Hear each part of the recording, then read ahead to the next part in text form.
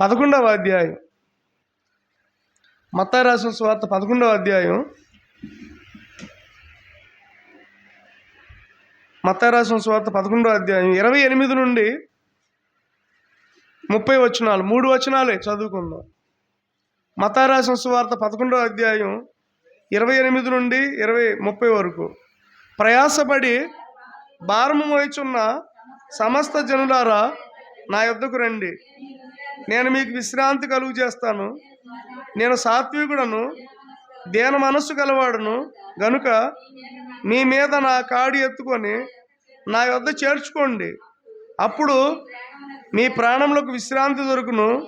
ఏలయనగా నా కాడి సులువుగాను నా భారము తేలికగాను ఉన్నది. ప్రభువా నాయన, ఈ రోజున అయ్యా కొద్ది మాటలు నీ సన్నిధానంలో ప్రభువా మరి నీ బిడ్డలతో మాట్లాడుతూ ఉండగా అయ్యా మరి నీవే ఎవరికి ఏ మాటలు కావాలో దేవా, మరి ఇదిగో నీ మాటలు నమ్మదగినవి, నీ మాటలు మమ్మల్ని స్వస్థపరిచేవి, నీ మాటలు మమ్మల్ని బాగు చేసేవి, నీ మాటలు మమ్మల్ని హెచ్చించేవి కనుక నీ మాటలతో ఈ ఆదివారం ఆయన నీ సన్నిధానంలో ఉన్న నీ బిడ్డలందరితో కూడా మీరు మాట్లాడమని, ఎటువంటి బలహీనతలు, ఆటంకాలు, అభ్యంతరాలు మా దగ్గర లేకుండా మీరు చేయమని యేసు నామములో ప్రార్థిస్తున్నాను తండ్రి, ఆమేన్. చూడండి, ఈ రోజున యేసు ప్రభు వారు ఒక మాట అంటున్నారు, ప్రయాసపడి భారం మోయుచున్న సమస్తమైన ప్రజలారా నా యొద్దకు రండి, నేను మీకు విశ్రాంతినిస్తా. ఆమేన్. నేను మీకు ఇస్తా విశ్రాంతి. ఎందుకంటే మీరు భారంతో ఉన్నారు, మీరు వేదంతో ఉన్నారు కాబట్టి నేను మీకు విశ్రాంతినిస్తాను అని దేవుడు ఇక్కడ మత్తయి రాసిన సువార్త 11వ అధ్యాయంలో దేవుడు చెప్తున్న మాట, మీరు నా యొద్దకు రండి, నేను మీకు విశ్రాంతిని ఇస్తాను. తర్వాత అంటున్నాడు, నేను సాత్వికుడను, దీన మనస్సు గలవాడను గనుక మీ మీద నా కాడి ఎత్తుకోండి. నా కాడి, మై యోక్ ఏంటండి? ఎవరి కాడి? కాడి అనేది మనకి దేనికి గుర్తు అంటే నియంత్రణకు గుర్తు. ఇప్పుడు ఎడ్ల మీద కాడి పెడతారు, ఎడ్డు మీద కాడి పెట్టి ఆ ఎడ్డుల్ని డ్రైవర్ గారు ఏం చేస్తాడు? తోలుతూ ఉంటాడు. అంటే ఈ డ్రైవర్ గారు ఎద్దులు తోలేటటువంటి ఆ యొక్క యజమానుడు ఏం చేస్తాడు? వాటిని కంట్రోల్ చేస్తాడు. 2 ఎద్దుల మీద 2 కాడి పెడతారు అన్నమాట. ఒక కాడి కంట్రోల్ చేసి ఒక భారమైనటువంటి దాన్ని మోసుకుంటూ వెళ్తుంది. ఇంతవరకుండే ఎడ్ల బళ్ళు, ఇప్పుడు అన్నీ వ్యాన్లు, ట్రక్కులు, ఆటోలు అన్నీ వచ్చేసినాయి. కాబట్టి ఎడ్ల గురించి మనం నిజంగా ఒక్కొక్కసారి మనం జ్ఞాపకం చేసుకుంటాం, ఎందుకంటే అవి భారాన్ని భరించేవన్నమాట. అలాగనే యేసుప్రభు వారు ఇక్కడ అన్నారు, నా కాడి మీ మీద వేసుకోండి. ఎవరి కాడి అండి? అంటే యేసయ్యకి ఒక కాడి ఉంది, ఆ కాడి అంట సులువైందంట, ఆ కాడి భారమైందంట. ఆ కాడి భారమైంది కాదు, ఆ కాడి తేలిగ్గా ఉంటుందంట. ఆమె బైబిల్లో కొన్ని రకాల కాడులు ఉన్నాయి, దాదాపు ఒక 7 రకాల కాడులు ఉన్నాయి బైబిల్లో. ఈ రోజున నేను వాటిని చెప్పాలని ప్రేరేపించబడి ఉన్నానన్నమాట. నిన్న కూడా ఉపవాస ప్రార్థన చేసుకున్నాను చాలాసేపు. ఉపవాస ప్రార్థనలో దేవుడు ప్రేరేపించిన మాటలు ఈ రోజున నేను మీతో పంచుకోవాలనుకుంటున్నాను. ఎందుకంటే ఫ్రాన్సిస్ అనే ఒక ఆయన రోమన్ క్యాథలిక్ బిషప్ గారు అనమాట. ఆయన ఒక మాట చెప్తాడు. ఇప్పుడు నదిలో నీళ్ళు వెళ్తాయి కదా, నదిలో నీళ్ళు వెళ్తాయి కానీ నదికి ఏమాత్రం ఉపయోగపడవు. నదిలో ఎన్నో నీళ్ళు వెళ్తాయి, ఎన్నో క్యూసెట్లు నీళ్ళు వెళ్తాయి నదుల్లో, కానీ అవి నది తాగుద్దా? ఎవరు తాగుతారు? మనుషులకు ఉపయోగపడతాయి, ప్రకృతికి ఉపయోగపడుతుంది, కానీ నది తాగుద్దా? కనీసం ఒక డ్రాప్ వాటర్ అన్నా దాన్ని తీసుకుంటుందా? లేదు. మొత్తం నదంతా కూడా ఇతరుల కొరకు అది ఉపయోగపడుతుంది అనమాట నది. తర్వాత చెట్టు ఉంది, ఇప్పుడు మామిడికాయ చెట్టు ఉంది, మామిడికాయ చెట్టు ఉంది, మామిడికాయలు కాస్తాయి, చెట్టు ఆ ఫలాన్ని తింటదా? ఎవరు తింటారు? అంటే ఇప్పుడు ఆ చెట్టు మంచి ఫలాలను ఫలిస్తుంది, కానీ ఆ ఫలాలు ఎవరు తింటారు చెప్పండి? మనుషులు తింటారు. అంటే ఇతరుల కొరకు ఆ చెట్టు ఏం చేస్తుంది? మంచి ఫలాలు ఇస్తుంది. ఆమేన్. ఇతరుల కొరకు ఆ నది ఏం చేస్తుంది? మంచి నీటినిస్తుంది. తర్వాత ఇప్పుడు సూర్యుడు ఉన్నాడు, ఎంతో గొప్ప వెలుతురు వస్తుంది, ఎంతో గొప్ప మహిమ వస్తుంది. ఆ సూర్యుడికి ఏమన్నా వెలుగు వస్తుందా? తనకు తానుగా ఏమైనా వెలుగు వస్తుందా? ఇతరుల కొరకు తాను వెలుగుతూ ఉన్నాడు, తనకు తాను కాదు సూర్యుడు. అదే అంటాడు ఆయన, ఇతరుల కొరకు నీవు పనిచేస్తున్నావు. నది ఇతరుల కొరకు పనిచేస్తుంది, చెట్టు ఇతరుల కొరకు పనిచేస్తుంది. అలాగనే ఒక సూర్యుడు, చంద్రులు ఇవన్నీ ఇతరుల కొరకు పనిచేస్తున్నావు. అలాగే నువ్వు నేను కూడా ఇతరుల కొరకే ఉన్నావు. అవునా కాదా? ఇతరుల కొరకే మనం ఉండాలి. యేసయ్య కూడా ఇతరుల కొరకే ఈ లోకానికి వచ్చాడు అని మనం గ్రహించాలి. స్తోత్రం కలుగునుగాక. చూడండి, బైబిల్లో ఉన్నటువంటి 7 ప్రధానమైనటువంటి కాడులు ఏంటంటే, ఒకటేంటంటే చూడండి, మనం చూస్తే లేవియాకాండం 26వ అధ్యాయం, లేవియాకాండం 26వ అధ్యాయం 13వ వచనాన్ని ఒకసారి చదువుదాం. అందరూ చదవండి, రాసుకునే వాళ్ళు రాసుకోండి. లేవియాకాండం 26:13.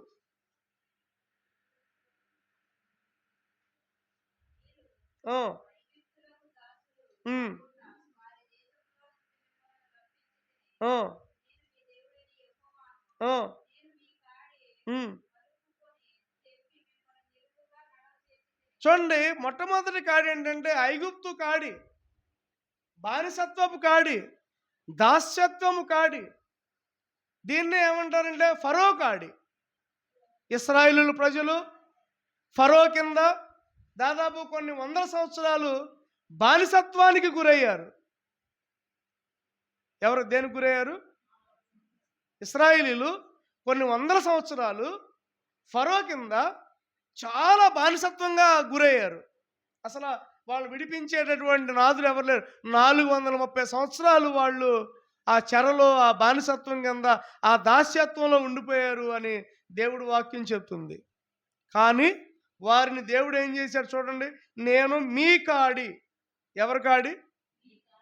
మీ కాడి పలుపులను తెంపి మిమ్మలను నిలువుగా నడువు చేసినది. ఈ మాటకు అర్థం ఏంటంటే, నేను మీ కాడిని విరక్కొట్టి మీరు తల ఎత్తుకునే నడిచేలాగా చేశాను.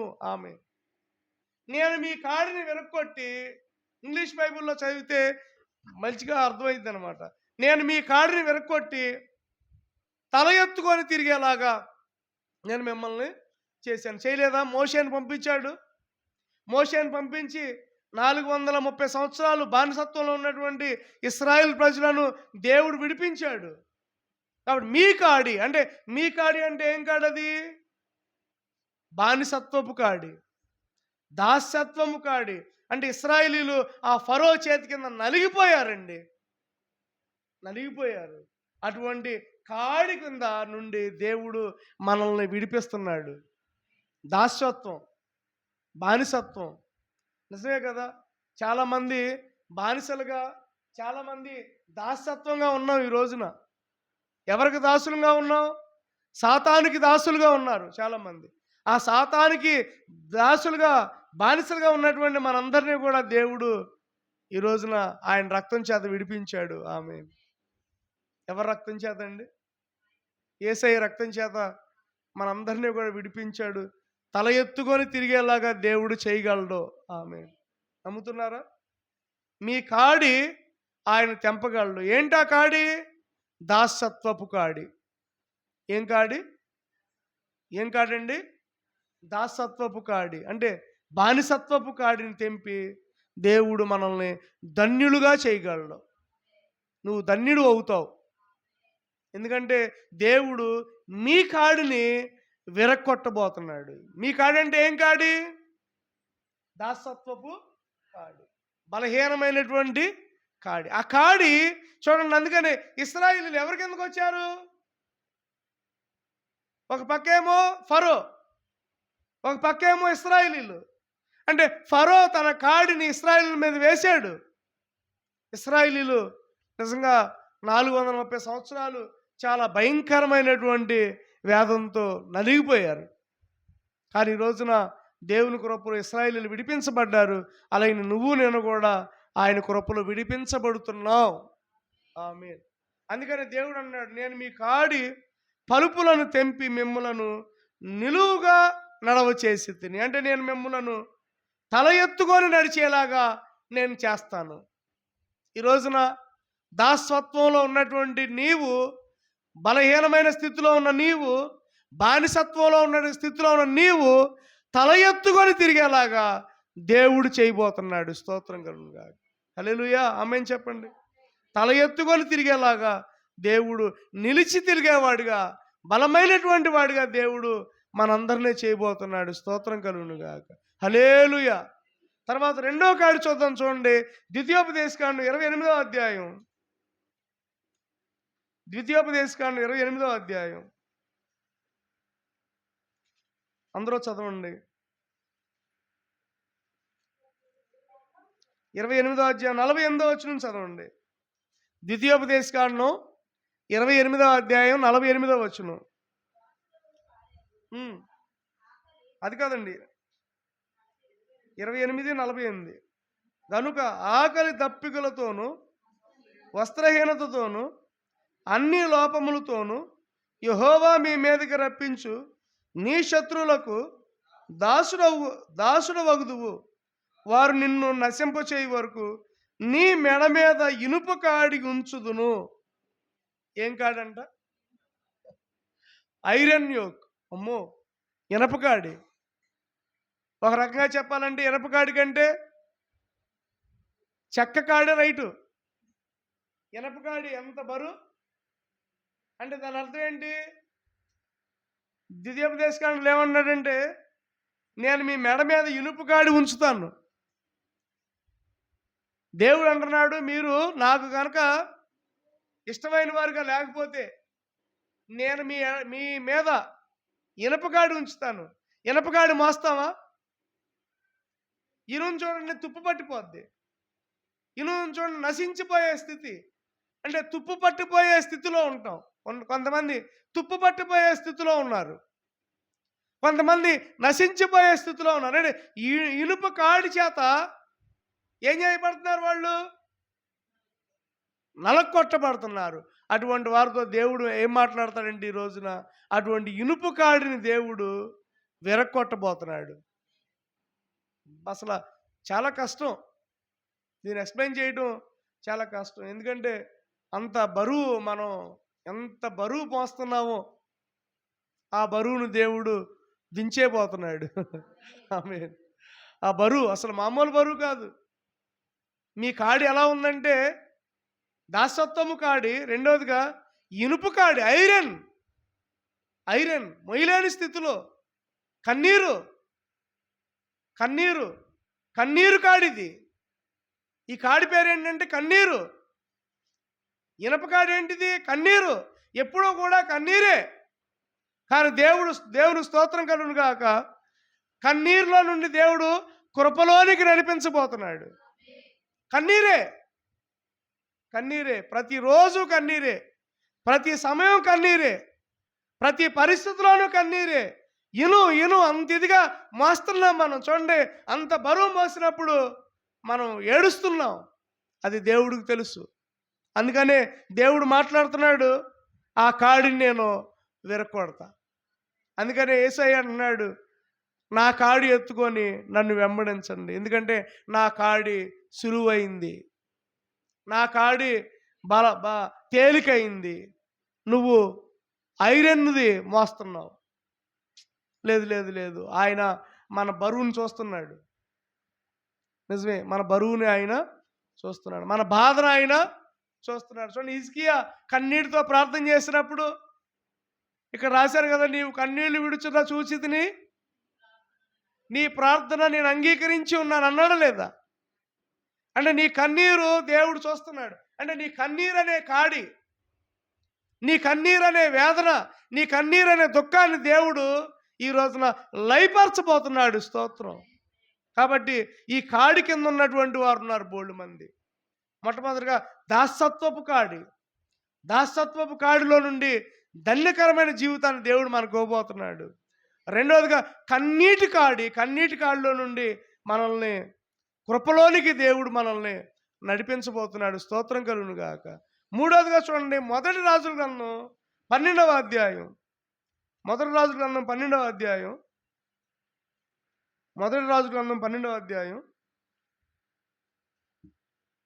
తీయండి వాక్యం, అటు ఇటు చూస్తారేంటి?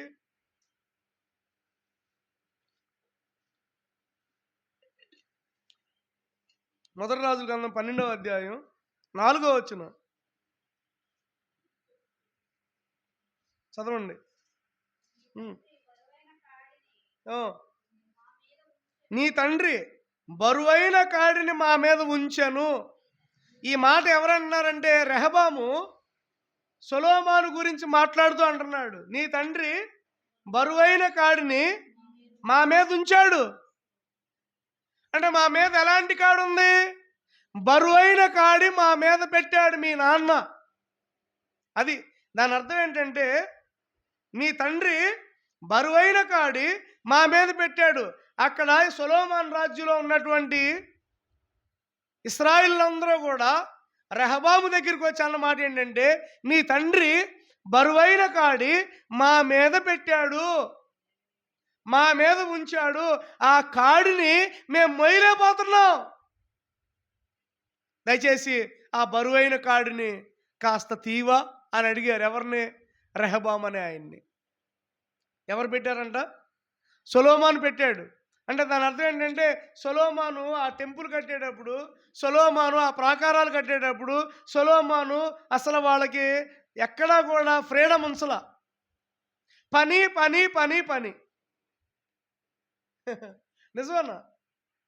అసలు కనీసం ఆ రోజున వాళ్ళు భోజనం చేయడానికి కూడా ఖాళీ లేకుండా గడిపారు. ఎవరు? ఇశ్రాయేలీయులు. అన్ని పనులు పెట్టాడు. ఏంటి మామూలు పనులా? సొలొమోను ప్యాలెస్ కట్టించాడు. సొలొమోను ఆ ప్రాకారాలు కట్టించాడు, పక్కన టెంపుల్ కట్టించాడు. అసలు వాళ్ళకి ఎక్కడా కూడా కనీసం వాళ్ళ భార్యలతో, బైబిల్లో ఉంటుంది, వాళ్ళ భార్యలతో సంతోషంగా ఉండే సమయం కూడా లేదంట. వాళ్ళ పిల్లలతో సంతోషంగా ఉండే సమయం కూడా లేదంట. బరువైనటువంటి పని సొలొమోను పెట్టాడు. ఈ దెబ్బతో వాళ్ళు సొలొమోను గడిచిపోయి వాళ్ళ అబ్బాయి దగ్గరికి వచ్చి అడుగుతున్నారు, అయ్యా మీ నాన్న మా మీద బరువైన కాడి పెట్టారు. సో మూడవ కాడి ఏంటి? బరువైన కాడి. బరువైన కాడి, ఖాళీ లేని పరిస్థితి. ఏమండి? ఏం కాడండి? బరువైనటువంటి కాడి. అసలు కాస్త కూడా రిలీఫ్ లేనటువంటి కాడి. దీని నుండి ఎలా విడుదల పొందాలని సొలొమోను ఆ బాధితులందరూ కూడా వాళ్ళ అబ్బాయి దగ్గరికి వచ్చి రెహబాము దగ్గరికి వచ్చి అడుగుతున్నారు, అయ్యా మీ నాన్న మా మీద ఇట్లా కాడి పెట్టాడు, అది కొంచెం తీవా అని అడిగారు. కానీ రెహబాము తీల. రెహబాము ఇంకా బరువైనటువంటి కాడి పెట్టాడు.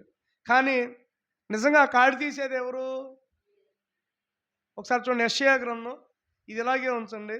యెషయా గ్రంథం. ఈ బరువైన కాడిని తీసేది ఎవరంటే యెషయా గ్రంథం 9వ అధ్యాయం 14వ వచనం చదవండి. 9వ అధ్యాయం 4వ వచనం.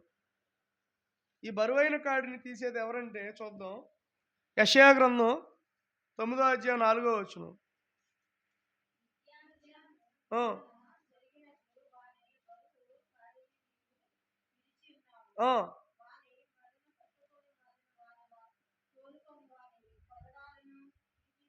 చాలండి, చూడండి. మిద్యాను దినమున జరిగినట్లు వాని బరువు కాడిని నీవు విరిచి ఉన్నావు. ఎవరు విరిచారు? దేవుడు.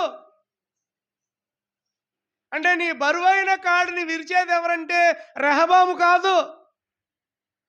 నీ బరువైనటువంటి పరిస్థితిని దించేది ఎవరంటే మనుషులు కాదు, అధికారులు కాదు, రాజకీయ నాయకులు కాదు, లేకపోతే బంధువులు కాదు, చుట్టాలు కాదు. యేసు ప్రభువారు ఆ బరువైనటువంటి కాడిని విరక్కొట్టగలడు. ఆమేన్. స్తోత్రం కలుగును గాక.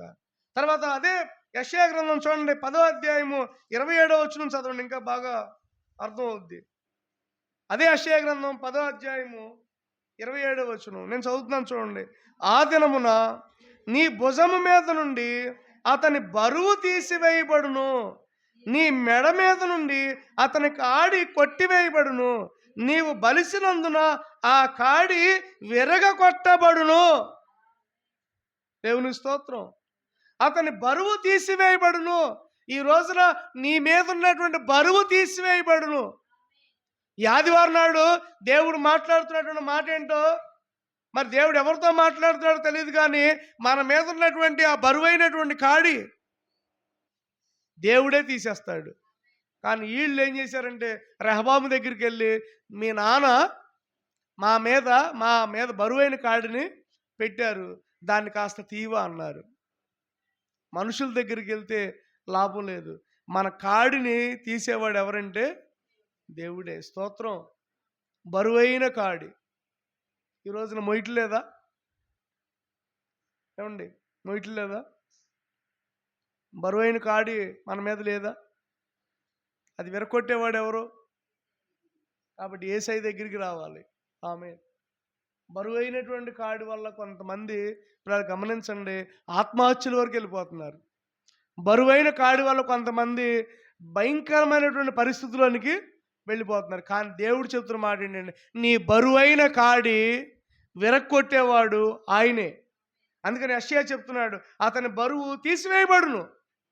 ఈ రోజున ఇప్పుడు గమనించండి, ఆదివారం దేవుడు మందిరానికి వచ్చినట్టు నీతో, అలాగనే నీతో దేవుడు మాట్లాడుతున్న మాట ఏంటంటే, నీ బరువు తీసివేయబడును. అండర్లైన్ చేసుకోండి అన్నమాట. నీ బరువు తీసివేయబడును. ఆ దినమున నీ భుజముల మీద నుండి నీ బరువు, నీ భుజాల మీద ఏముంది? నీవు మొయ్యలేని భారాన్ని మోస్తున్నావు, నువ్వు మొయ్యలేకపోతున్నావు. చిన్నప్పుడు మా ఆశ్రయాన్ని, మా అమ్మాయిని ఇక్కడ ఎక్కించుకునేవాళ్ళు. ఇప్పుడు ఎక్కించుకోగలమా? నాన్న నీ మెళ్ళ మీద ఎక్కుతానంటే ఎక్కించుకోగలనా? నేను ఎక్కించుకోలేను. ఎందుకంటే చిన్నప్పుడు కాబట్టి మనం ఎంత మోయగలం? మా మోస్తే ఓ 10 కేజీల మూట మోయగలం. ఓ 10 కేజీల మూట ఇలా భుజం మీద. ఒకసారి చూడండి, రేషన్ ఇస్తూ ఉంటారు రోడ్ల మీద ఇస్తున్నారుగా రేషను. రోడ్డు మీద ఇస్తున్నారు రేషను. ఆ రేషన్ ఇంటికి తెచ్చుకోండి. ఇంటింటికి రేషన్ అన్నారు. ఆ ఇంటింటికి రేషన్ రోడ్డు మీద రేషన్ అయిపోయింది. ఆ రోడ్డు మీద రేషన్ ఇస్తున్నారు. ఆ రోడ్డు మీద రేషను ఇంటికి తెచ్చుకుంటున్నాం. ఎన్ని?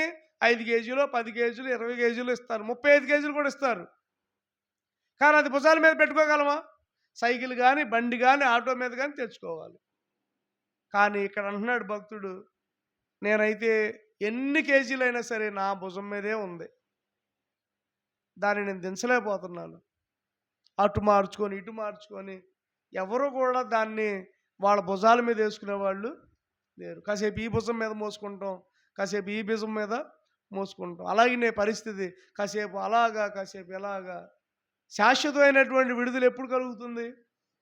యెషయా గ్రంథం 27వ వచనం చెప్తుంది, నీ భుజముల మీద నుండి అతని బరువు తీసివేయబడును, నీ మెడ మీద నుండి అతని కాడి కొట్టివేయబడును.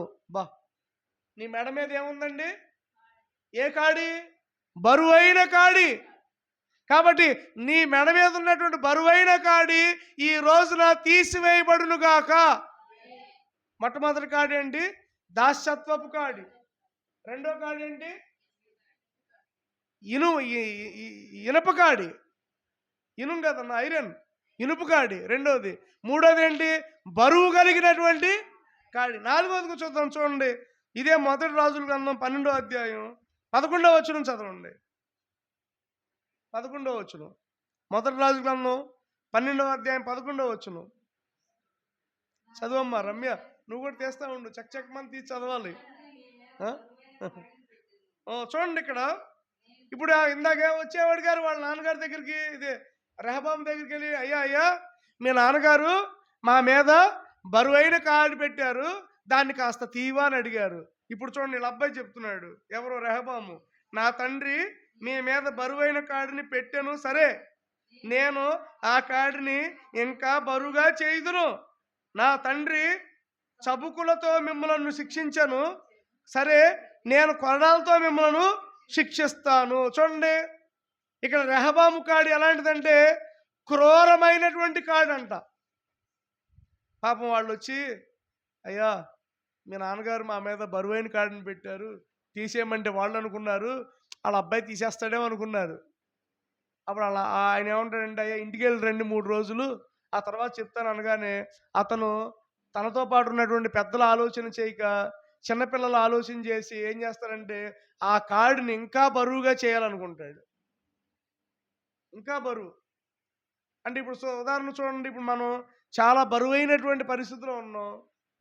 ఇందాక నేను చెప్పాను కదా, 35 కేజీలు మోస్తున్నాం, అటు ఇటు 50 కేజీలు మోస్తున్నాం.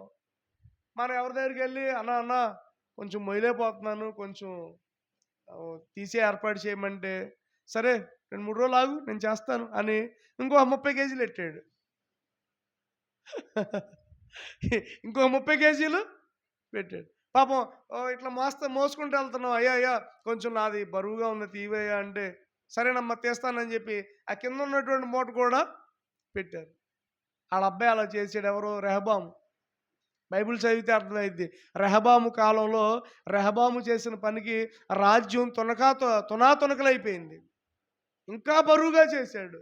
అంటే ఇప్పుడు గమనించండి, సాతానుడు ఏం చేస్తాడంటే కొన్నిసార్లు ఇంకా బరువైనటువంటి క్రూరమైనటువంటి కాడి మన మీద పెడతాడు, ఇంకా వేదనలు పెడతాడు. ఏదో శాస్త్రం చెప్పినట్టు నీరసంగా ఉండి డాక్టర్ గారి దగ్గరికి వెళ్తే ఇంజక్షన్ పొడుస్తాడు, ఆ నొప్పి ఇంకా. ఒకసారి డాక్టర్ గారి దగ్గరికి వెళ్ళాను నేను, దేనికో ఇంజక్షన్ చేశాడు. దేనికి వెళ్ళాను నేను మొన్న ఈ మధ్యన 6 నెలలు అయింది. నీరసంగా ఉంది, కాళ్ళు లాగుతున్నాయని డాక్టర్ గారి దగ్గరికి వెళ్తే ఇంజక్షన్ చేస్తే ఆ ఇంజక్షను మామూలుగా చేయొచ్చు కదా, ఇలా పొడిచేసాడు. పొడిచేయంగానే అది గడ్డ కట్టుకుంది. ఎందుకే కాళ్ళు నొప్పులు తగ్గిపోయినాయి, కానీ ఆ గడ్డ తగ్గేపాటికి వారం పట్టింది. కాళ్ళు నొప్పులు తగ్గిపోయినాయి, ఎమ్మటే రోజులో తగ్గిపోయినాయి, కానీ ఆ గడ్డ మళ్ళీ అది కరిగించుకోవడానికి మళ్ళీ మందులు, ఐస్ గడ్డలు, మళ్ళీ ఆ కాపు ఈ కాపు. చూడండి, పుండుకి పుల్ల మొగుడు ఎదురైందంట. మన పాస్టర్ గారు చెప్తారు ఒక్కోసారి మంచి సామెతలు. పుండుకి ఏం మొగుడు? పుల్ల మొగుడు ఎదురయ్యాడంట. అసలే పుండుతో బాధపడుతుంటే పుల్ల మొగుడు ఎదురయ్యి ఏం చేశారు? అట్లా అన్నమాట. అసలే పాపం వీళ్ళు, అయ్యా మీ నాన్నగారు పెట్టినటువంటి భారం మాకు ఎక్కువైపోతుందయ్యా, కొంచెం తగ్గించమంటే ఏం చేస్తాడు అంటే, తండ్రి కంటే కూడా కుమారుడు ఏం చేశాడు? ఇంకా బరువైనటువంటి కాడిని పెట్టేశాడు, ఇంకా బరువైనటువంటి పరిస్థితుల్లోనికి వాళ్ళని నెట్టేశాడు. ఆ బరువైనటువంటి కాడి ఈ రోజున ఏం చూస్తుందంటే క్రూరమైనటువంటి పరిస్థితి మనకు చూపిస్తుంది. కానీ దాన్ని కూడా దేవుడు విరక్కొట్టునుగాక. ఆమేన్. దేవుని స్తోత్రం. హల్లెలూయా. చూడండి, క్రూరమైనటువంటి కాడి. మొట్టమొదటి కాడి ఏంటి? దాసత్వపు కాడి. రెండో కాడి ఏంటి? ఇనుపు కాడి. మూడో కాడి ఏంటి? బరువైన కాడి. సొలొమోను పెట్టిన బరువైన కాడి. నాలుగో కాడి ఏంటి? రెహబాము పెట్టినటువంటి క్రూరమైనటువంటి కాడి. ఐదో కాడి చూద్దాం. చూడండి, యెషయా గ్రంథం 14వ అధ్యాయం 25వ వచనాన్ని చూద్దాం. యెషయా గ్రంథం 14వ అధ్యాయం 25వ వచనం. అందరూ చదవండి. 580వ పేజీ. నా దేశములో అష్షూరును సంహరించదను,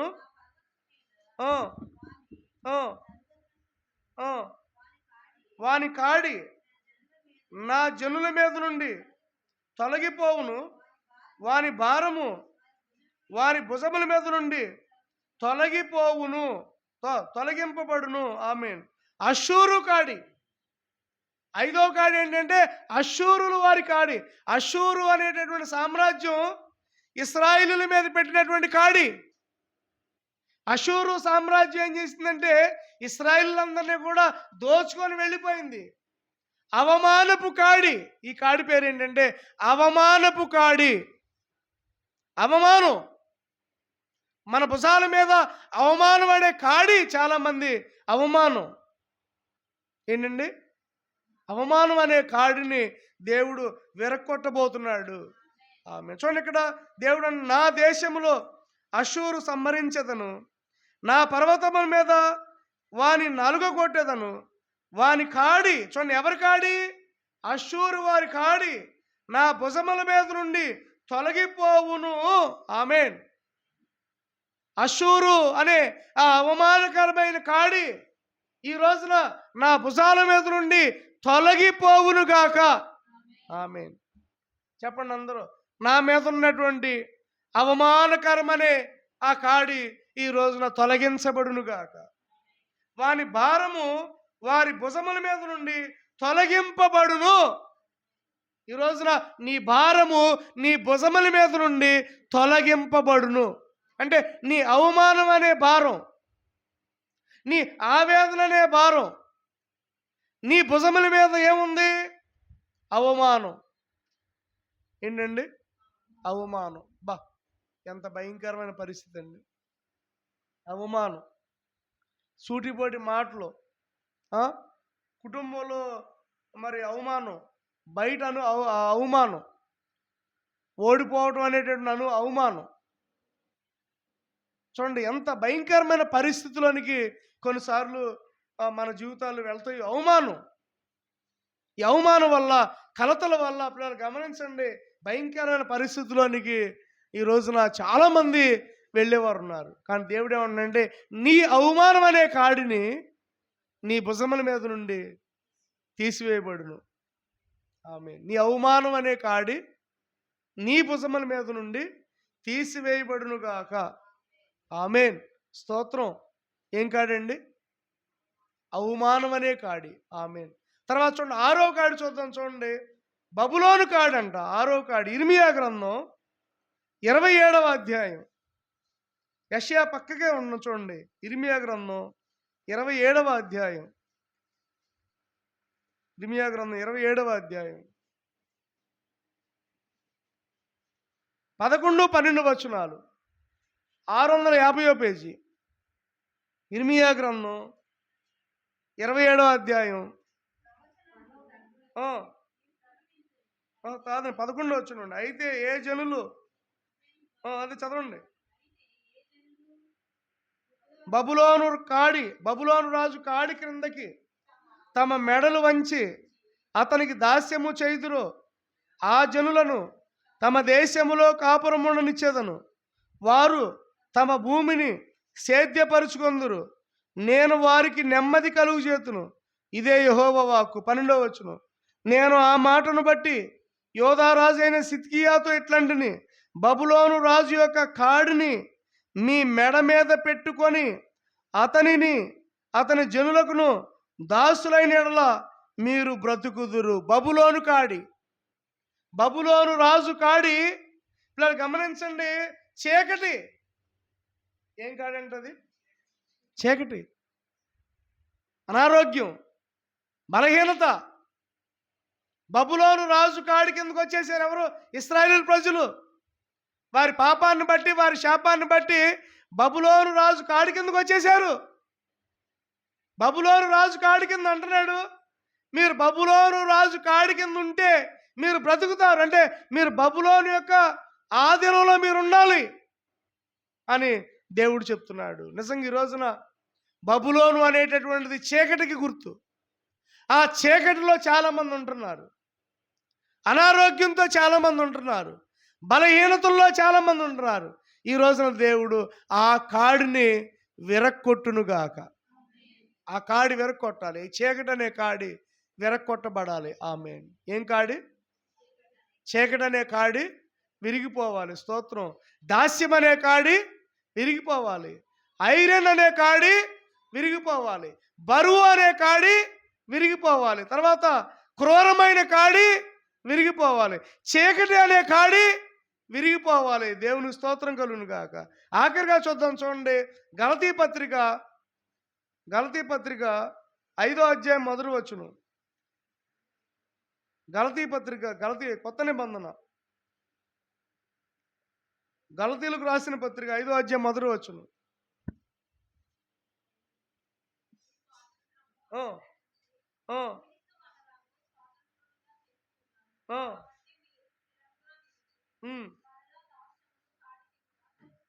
చూడండి, మరలా దాస్యం అనే కాడి క్రింద చిక్కుకొనొద్దు అంటే పాపపు కాడి. మరలా మీరు పాపంలోనికి వెళ్ళొద్దు. అపోస్తలుడైన పౌలు గలతీయులకు రాసిన పత్రికలో దేవుడు చెప్తున్న మాట ఏంటంటే, మరలా మీరు రక్షణ పొందారు, మరలా మీరు విడిపించబడ్డారు, మరలా మీరు దాస్యం అనే కాడి కిందకి వెళ్ళొద్దు అని దేవుడు చెప్తున్నాడు. పాపం అనే కాడి కిందకి మీరు వెళ్ళొద్దు. అంటే ఈ రోజున మానవుడు ఎక్కడికి వెళ్తున్నాడు? మరలా పాపం వైపుకి వెళ్తున్నాడు. ఈ రోజున మానవుడు ఎక్కడికి వెళ్తున్నాడు? మరలా శాపం వైపు వెళ్తున్నాడు. ఈ రోజున మానవుడు పరిస్థితి రక్షణ పొందిన తర్వాత కూడా మరలా పాపం వైపుకి, పాపంలో అడుగు వేయడానికి వెళ్తున్నాడు. ఎవరో దావీదులాగా. దావీదు మంచి వ్యక్తి, మంచి ప్రార్థనాపరుడు. స్తోత్రం. మామూలు ప్రార్థనాపరుడు కాదు. ఒక రోజున దావీదు యుద్ధానికి వెళ్లకుండా సాయంత్రం 5ంటికి మిద్ది మీద నడుస్తున్నాడంట. మిద్ది మీద నడుస్తుంటే పక్కన అమ్మాయి బాత్రూంలో స్నానం చేస్తుంది. ఆ బాత్రూంకు డోర్ లేదనుకుంటా. ఎవరు ఆవిడ పేరు? బెత్షెబా. ఈ మనోడు చూశాడన్నమాట. చూడంగానే పాపం చేయటానికి ఆస్కారం వచ్చింది. ఎమ్మటే ఆ అమ్మాయిని పైకి తెప్పించుకొని ఆ అమ్మాయితో పాపం చేశాడు. ఆ అమ్మాయికి ఒక భర్త ఉన్నాడు. ఆ భర్తను చంపించేశాడు. తర్వాత భయంకరమైన స్థితిలోనికి వెళ్ళిపోయాడు దావీదు. అయితే దావీదులో మనం చూసే గొప్ప ఇదేంటంటే పశ్చాత్తాపడ్డాడు. అయ్యా, నేను చాలా తప్పు చేశానయ్యా, దయచేసి నన్ను క్షమించు నాయన అని పశ్చాత్తాపడితే మరలా దేవుడు దావీదును క్షమించాడు. స్తోత్రం. అలాగే దేవుడు అంటున్నాడు, మరలా మీరు పాపం చేయొద్దు. అందుకని చూడండి, యేసు ప్రభు వారి దగ్గరికి స్వస్థత పొందుకోవడానికి వచ్చిన వారితో స్వస్థత పొందిన తర్వాత దేవుడు అన్న మాట ఏంటి? ఎవరైనా వచ్చారు కదా, వస్తే అమ్మా నీ విశ్వాసమే నిన్ను స్వస్థపరుచుంది అని అంటాడు. మరే నువ్వు వెళ్ళి నాకు అది చేయి ఇది చేయి అని అల్లా ఏమన్నాడు? మరలా పాపం చేయొద్దు. Don't sin again. ఒకసారి పాపం చేసావు, మొత్తానికి నీకు శిక్ష వచ్చింది, సరే నేను విడిపించాను, మరలా నువ్వు చేయొద్దు, మరలా నువ్వు పాపం అన్నాడు లేదు యేసయ్య. అలాగే ఇక్కడ అపోస్తలుడైన పౌలు అన్నాడు, మరలా దాస్యం అనే కాడి క్రింద మీరు చిక్కుకొనకడి. మీరు చిక్కుకుంటున్నారు. ఒక్కోసారి దువ్విన చిక్కు పడిద్ది, ఒక్కోసారి ఎంటికలు చిక్కుపడిపోతాయి. ఆడవాళ్ళ ఎంటికలు పరుసులకో లేకపోతే కిటికీలకో, లేకపోతే ఒకసారి బస్సుల పక్కన ఇలా కూర్చొని నిద్రపోతారు. ఇంటికాడ మంచం మీద పడుకున్నట్లుగా బస్సు పక్కన ఇలా చక్కగా అని పడుకున్నప్పుడు ఎంటికలు ఆ డోర్కి అతుక్కుపోతాయి. ఎమ్మటే కండక్టర్ గారు ఏమంటాడు? వచ్చింది, ఊరు వచ్చిందని ఊరు పేరు చెప్పంగానే ఇలా అనగానే ఇది రాదు, ఎంటికలు రావు. ఎంటికలు చిక్కడానికి కారణం ఎవరు? ఎవరైనా మీ దగ్గరకు వచ్చి మీ ఎంటికలు లా పెట్టి వాటికి ముడేశారా? ఆ ఎంటికలు చిక్కిపోవడానికి గల కారణం ఎవరు? మీరే. మీ యొక్క నిద్రే, మీ యొక్క బలహీనతే మన ఎంటికలు అలా చిక్కుపోవడానికి చేస్తారు. అలాగే మీరు మరలా పాపంలోనికి వెళ్తున్నారు, చిక్కుపడిపోతున్నారు పాపంలో. కానీ అపోస్తలుడైన పౌలు చెప్తున్నాడు, మరలా అలాగే చేయొద్దు, దాని నుండి మీరు విడుదల పొందాలి. స్తోత్రం. సో ఇన్ని కాడులు ఉన్నాయి. ఎన్ని కాడులు? 7. ఏం కాడి? దాసత్వం అనే కాడి, ఐరన్ అంటే ఇను అనే కాడి, బరువు అనే కాడి, క్రూరమైన కాడి, చీకటి అనే కాడి, తర్వాత ఇంకోటి ఏంటి? బలహీనం అనే కాడి, పాపం అనే కాడి. ఈ కాడిల కింద మీరున్నారు. ఏమైనా విశ్రాంతి పొందుకున్నారా? అందుకనే యేసు ప్రభు అంటున్నాడు, ఈ రోజున ప్రయాసపడి భారము మోయుచున్న సమస్త ప్రజలారా నా యొద్దకు రండి, నేను మీకు విశ్రాంతినిస్తాను. నా కాడి ఎత్తుకోండి. ఆమేన్. నా కాడి ఎత్తుకోండి, నా కాడి తేలిగ్గాను సులువుగాను ఉంటుంది. స్తోత్రం.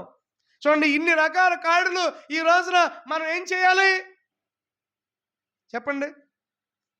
ఒకసారి యెషయా గ్రంథం 58వ అధ్యాయం 6వ వచనం ఒకసారి చదవండి.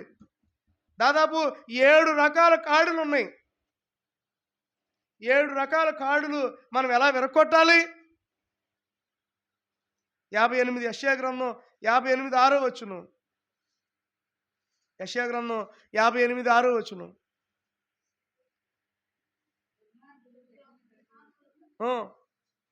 దుర్మార్గులు కట్టిన కట్లను విప్పుటయు కాడిమాను మేకులు తీయుటయు బాధింపబడిన వారి విడిపించుటకును ప్రతి కాడిని విరగొట్టుటకును నేను ఏర్పరచుకున్న ఉపవాసము. చూడండి, ఉపవాసం. ప్రతి కాడి విరగొట్టబడాలంటే ఉపవాసము చేయాలి. ఆమేన్. ఈ రోజున ఎన్ని కాడులండి? ఎన్ని కాడులు? అందుకని నిన్న ప్రార్థన చేసుకుంటుంటే నాకు అదే అనిపించింది. ఏం కాడి? బానిసత్వం అనే కాడి. బానిసత్వంతో బరువెక్కిపోయి ఉన్న నీవు ఆ కాడి విరగొట్టబడాలంటే ఉపవాసం చేసుకోవాలి. తర్వాత రెండో కాడి ఏంటి? ఇనుపు కాడి. భయంకరమైనటువంటి వేదంలో ఉన్నటువంటి నీవు ఆ ఇనుపు కాడి నీ మీద నుండి విరగొట్టబడాలంటే ఏం చేయాలి? ఉపవాసం చేయాలి. తర్వాత మూడో కాడి ఏంటి? బరువైన కాడి. ఆ బరువు నీ మీద నుంచి తొలగించబడాలి అంటే ఉపవాసం చేసుకోవాలి. తర్వాత నాలుగోది ఏంటి? క్రూరమైన కాడి. ఆ క్రూరమైన కాడి నీ మీద నుండి విరగొట్టబడాలి అంటే ఉపవాసం చేయాలి. బలహీనమైన కాడి, చీకటి అయిన కాడి, పాపపు కాడి విరగొట్టబడాలంటే చూడండి, ప్రతి కాడిని విరగొట్టుటయు. నేను నిజంగా ఈ నెలలో 26, 27, 28 ఉపవాస ప్రార్థనలు అనుకుంటున్నాం. ఈ నెల 26, 27, 28 3 రోజులు ఉపవాస ప్రార్థనలు, కటిక ఉపవాసం. మీరు ఎవరు ఉంటారో లేదు నాకు తెలియదు, కానీ నేను మాత్రం ఉంటాను.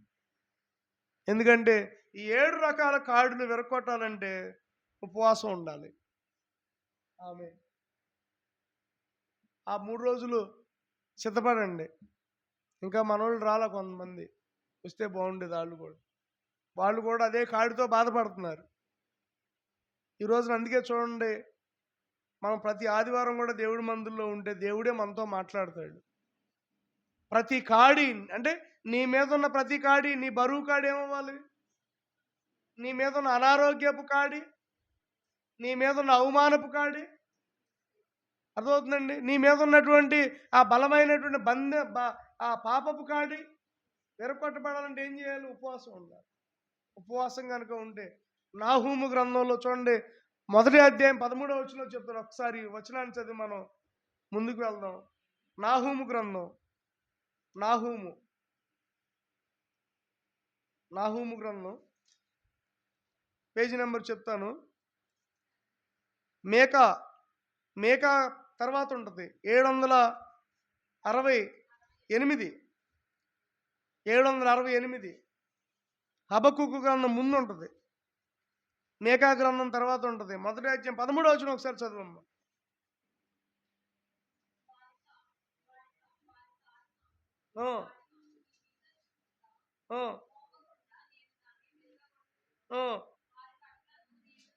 చూడండి, ఎప్పుడైతే మనం ఉపవాస ప్రార్థనలో ఉంటామో 26, 27, 28 వారి కాడిమురాను నీ మీద ఇక మోపకుండా నేను దాన్ని విరగగొట్టెదను, వారి కట్లను నేను తెంపుతాను. ఆమేన్. వారి కాడి నేను తెంపుతాను, వారి కట్లను నేను తెంపుతాను.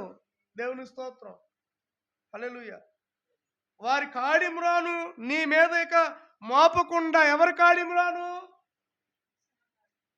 సాతాను యొక్క కాడిమురాను నీ మీదకి రాకుండా, సాతాను యొక్క బంధకాలు, ఆ బరువైనటువంటి బలహీనతలు నీ మీదకి రాకుండా, సాతాను యొక్క ఆ బలమైనటువంటి బలహీనతలు మన మీదకి రాకుండా ఏమన్నాడు? నేను దాన్ని విరగగొట్టుదును. ఆమేన్.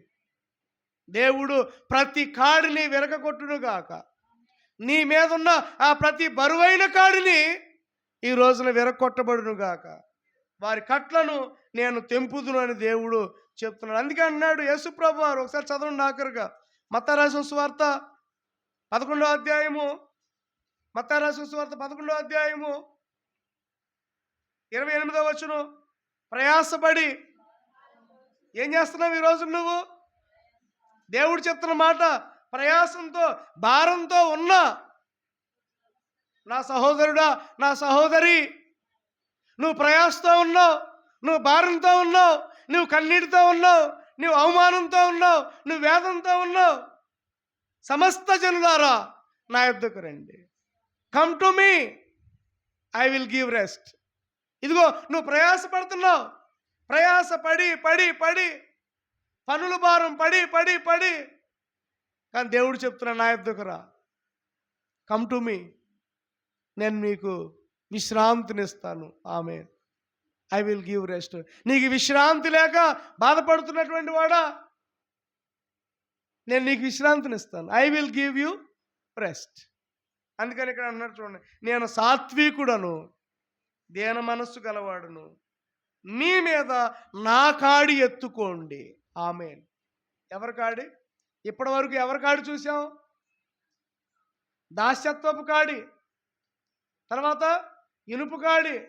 ఒకప్పుడు దాసత్వపు కాడి ఎత్తుకున్నారు, బంధించబడ్డారు. ఒకప్పుడు ఇనుపు కాడి వచ్చింది, బంధించబడ్డారు. ఒకప్పుడు బరువైనటువంటి కాడి ఉంది, బాధపడ్డారు.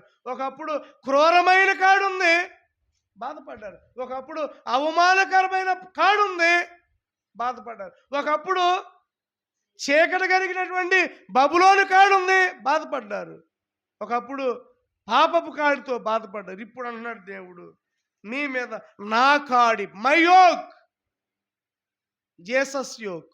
ఆమేన్. నా కాడి ఎత్తుకొని నా యొద్ద నేర్చుకోండి. ఆమేన్. ఎవరి కాడండి? ఎవరి కాడి? ఇప్పుడు మన మీదకి ఎవరి కాడి రావాలి? నా మీదకి ఎప్పుడైతే యేసయ్య కాడి వచ్చిందో, విలాపు వాక్యాలు 3:27 చెప్తున్నాడు, యవన కాలమందు నరుడికి కాడి మోయిట మేలంట. నిజంగా యేసయ్య కాడి మోస్తే మనకి మేలు. యేసయ్య కాడి మనం మోస్తే మనకి దీవెన. యేసయ్య కాడి మనం మోస్తే మనకు ఆశీర్వాదం. ఆమేన్. ఒకప్పుడు ఇశ్రాయేలీయులు దాస్యంలో ఉన్నారు, కానీ దేవుడు అంటున్నాడు, నేను నిన్ను ధన్యుడిగా చేస్తాను. ఆమేన్. ఒకప్పుడు ఇశ్రాయేలీయులు కన్నీటితో ఉన్నారు, కానీ దేవుడు అంటున్నాడు, నేను నిన్ను కృపలోనికి నడిపిస్తాను. వేదన, కన్నీరు, బాధ, ఇబ్బందులు, ఇరుకులు, ఇవన్నిటి నుంచి కూడా దేవుడు మనల్ని విడిపించాలి అంటే మనం 3 రోజులు ఉపవాస ప్రార్థనలో ఉండాలి. ఉంటారా? ఎలాగో వచ్చే నెలలో సిరి కూడా ఎక్కడికి ఊరు బీహార్ వెళ్తుంది కాబట్టి ఈ 3 రోజులు ప్రార్థనలో ఉండి ఆ అమ్మాయిని బీహార్కి పంపిస్తే తప్పక తన పరిస్థితి అంతా కూడా చూసుకునేవాడు ఎవరు? మీరు వెళ్ళరు బీహారు, కానీ యేసయ్య వెళ్తాడు. మీరుండి రోజు అమ్మాయిని చూడరు, కానీ ఎవరు వెళ్తారు? యేసయ్య వెళ్తాడు. స్తోత్రం. ఎలాగో ఈ నెల పిల్లలు స్కూల్కి వెళ్ళే సమయం, మా విశ్వాసం, మా ఆశ్రయ, అలాగే మన పిల్లలు స్కూల్కి వెళ్తారు, కాలేజీలకు వెళ్తారు. వాళ్ళ దీవెన కొరకు, వారి ఆశీర్వాదాల కొరకు ఈ నెలలో 3 రోజులు ప్రార్థన పెట్టాలని బలమైన ప్రేరేపణతో ఉన్నాను నేను. సహకరించండి, ప్రార్థన చేయండి. 3 రోజులు కూడా మొదటి రోజు చక్కగా, రెండో రోజు, ఆఖరి రోజు అవసరమైతే ప్రేమ విందు భోజనాలు పెట్టుకోవచ్చు. స్తోత్రం కలుగును గాక. హల్లెలూయా. దేవుని నామానికి మహిమ కలుగును గాక. ఎందుకని ఉపవాస ప్రార్థనలో 7 కాడులు. ఎన్ని? ఒకటి కాదు, ఒక్కటి మాత్రం కాదు, 7 కాడులతో ఉన్నావు నువ్వు. ఆ కాడులు విరక్కొట్టబడాలి. 7 కాడులతో ఉన్నాను నేను, ఆ కాడులు విరక్కొట్టబడాలి. అది విరక్కొట్టేవాడు ఎవరంటే యేసయ్య. అందుకని అంటున్నాడు, నా కాడి ఎత్తుకొని నన్ను వెంబడించండి, నన్ను నేర్చుకోండి అని దేవుడు మిమ్మల్ని పిలుస్తున్నాడు. ఇక్కడ చూడండి, ఆఖరిగా, నా కాడి సులువుగాను నా భారము తేలికగాను ఉంటుంది. ఆమేన్. నీ భారం సులువైందిగా మారుతుంది, నీ భారం తేలికగా మారుతుంది. స్తోత్రం. హల్లెలూయా. దేవుని నామానికి మహిమ కలుగును గాక. నీ భారం తేలిగ్గా మారుతుంది, నీ యొక్క కష్టం దేవుడు సులువుగా మారుస్తాడు. దేవుడు నీకు అసాధ్యమైన దాన్ని ఆయన సాధ్యం చేయగలిగినటువంటి సమర్థుడి రోజు మనకి దేవుడు ఉన్నాడు. తల వంచుదాం, ప్రార్థన చేసుకుందాం. తల వంచుదాం, ప్రార్థన చేసుకుందాం. ఈ రోజున ఏ కాడితో నీవు బాధపడుతున్నావో, ఏ కాడితో నీవు వేదన పడుతున్నావో, ఏ కాడితో నీవు బంధించబడుతున్నావో, నీ భుజముల మీద ఏ కాడి ఉందో ఆ కాడి విరక్కొట్టబడినట్లుగా పరిశుద్ధాత్మ దేవుడు ఈ రోజున నీతో నాతో మాట్లాడాడు. ఈ రోజున నీతో నాతో మాట్లాడినటువంటి ఆ కాడి విరక్కొట్టబడాలి అంటే, దేవా ఇదిగో నా భుజముల మీద ఈ